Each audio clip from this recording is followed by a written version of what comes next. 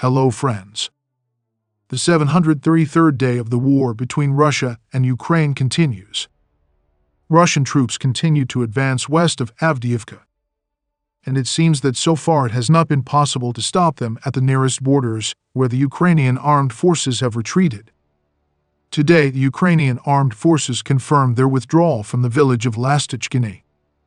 Units of the armed forces of Ukraine exited the village of Yevhenii in order to organize defense along the lines of the settlements of Avdiivka, Zelenskyy, and Berdichi and prevent the enemy from advancing further to the west, said Zelenskyy, a representative of the Operational Strategic Group of Troops Tavria. Let me remind you that just yesterday the Ukrainian armed forces denied that they had withdrawn from Yevhenii, although Deep State denied this. Meanwhile, the Russians reached the outskirts of Avdiivka, the next settlement after the captured Yevhenii.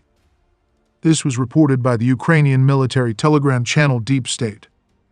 On the northern flank there was an unpleasant moment with the breakthrough to Berdichi, but it was repelled. The enemy tried to gain a foothold in the outermost houses in Avdiivka and in the vicinity of Zelenskyy.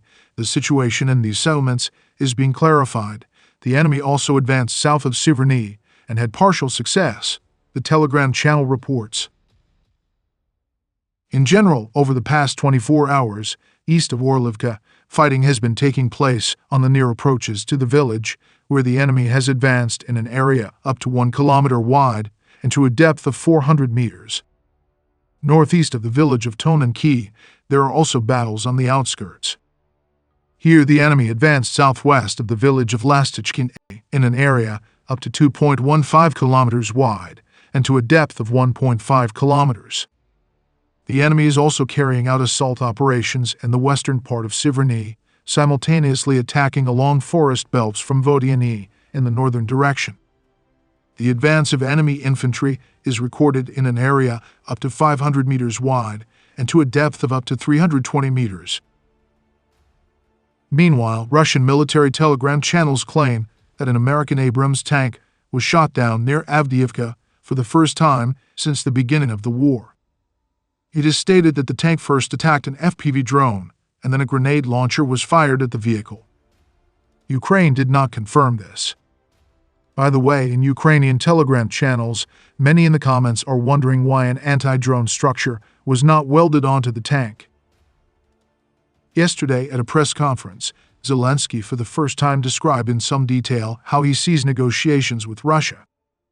According to him, a summit of heads of state on the Ukrainian peace formula will take place this spring or in the coming months.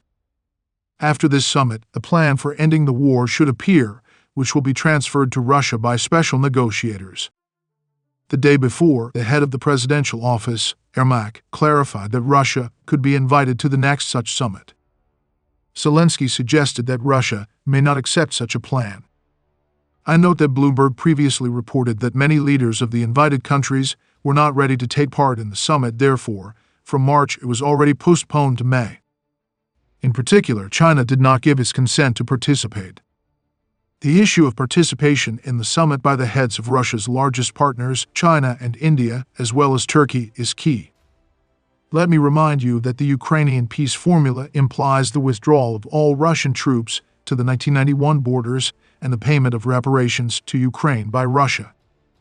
Russia refuses to consider such conditions and declares that it is ready to negotiate only taking into account realities on the ground, that is, fixing Russian control over the occupied Ukrainian territories.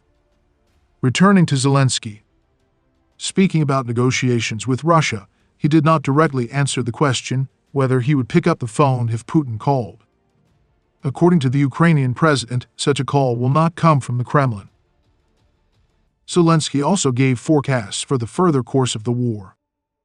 At a press conference, he said that Russia was planning its offensive in early summer or late May, and Ukraine would be preparing for this attack. Ukraine, for its part, will prepare its own military plan, which will include a counteroffensive.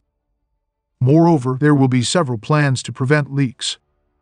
But here Zelenskyy did not ignore the political context.